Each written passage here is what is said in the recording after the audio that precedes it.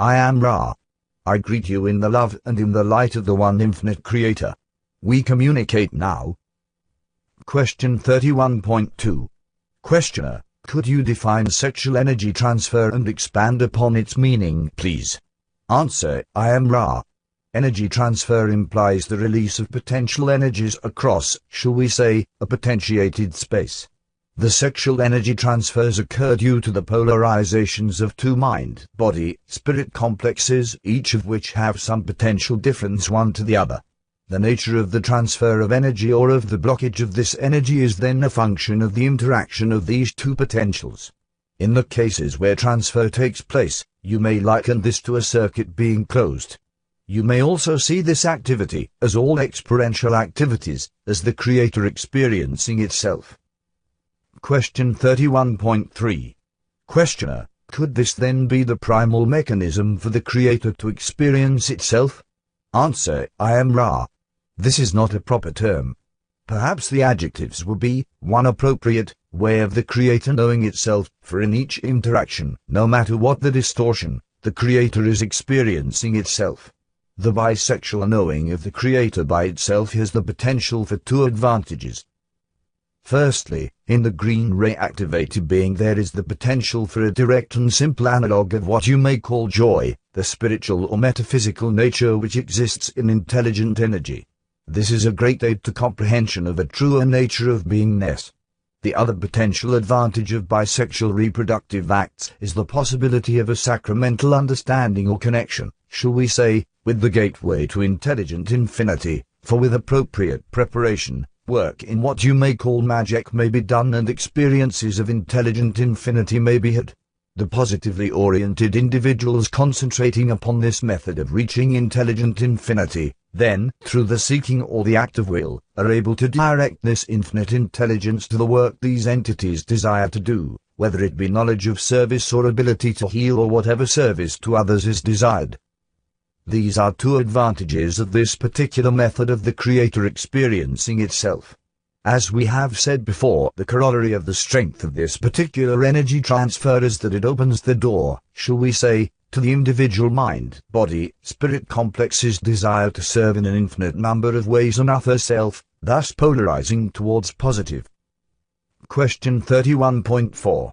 Questioner, can you expand somewhat on the concept that this action not only allows the Creator to know itself better but also creates, in our density, an offspring or makes available the pathway for another entity to enter this density? Answer, I am Ra.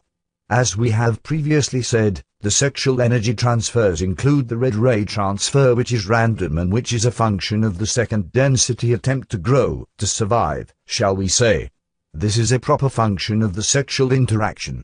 The offspring, as you call the incarnated entity, takes on the mind-body complex opportunity offered by this random act or event called the fertilization of egg by seed, which causes an entity to have the opportunity to then enter this density as an incarnate entity. This gives the two who were engaged in this bisexual reproductive energy transfer the potential for great service in this area of the nurturing of the small experienced entity as it gains in experience. It shall be of interest at this point to note that there is always the possibility of using these opportunities to polarize towards the negative, and this has been aided by the gradual building up over many thousands of your years of social complex distortions which create a tendency towards confusion, shall we say, or baffling of the service to others aspect of this energy transfer and subsequent opportunities for service to other selves. Question 31.5.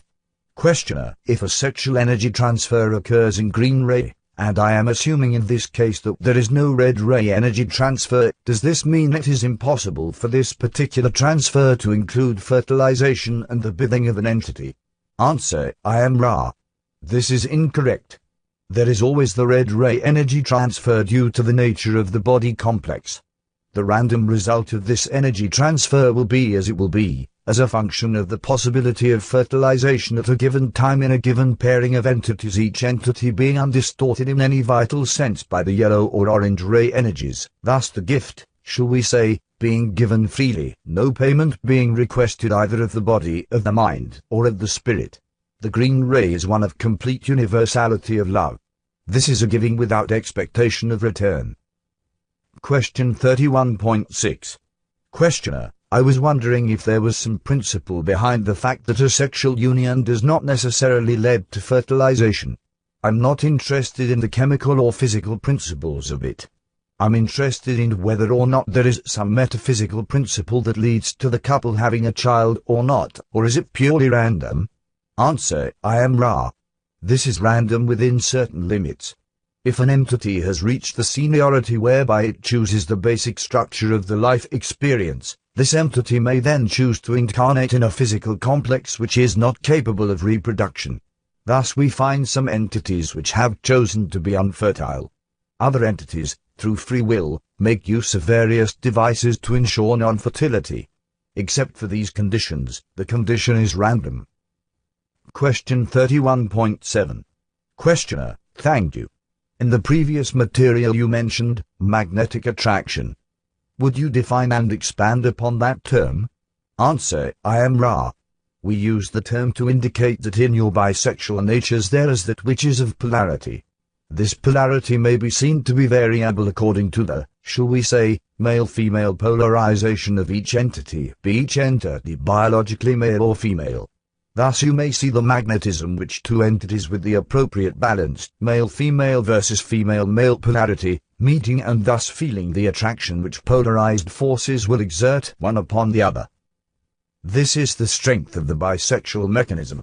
It does not take an active will to decide to feel attraction for one who is oppositely polarized sexually. It will occur in an inevitable sense, giving the free flow of energy a proper, shall we say, avenue. This avenue may be blocked by some distortion toward a belief condition stating to the entity that this attraction is not desired. However, the basic mechanism functions as simply as would, shall we say, the magnet and the iron,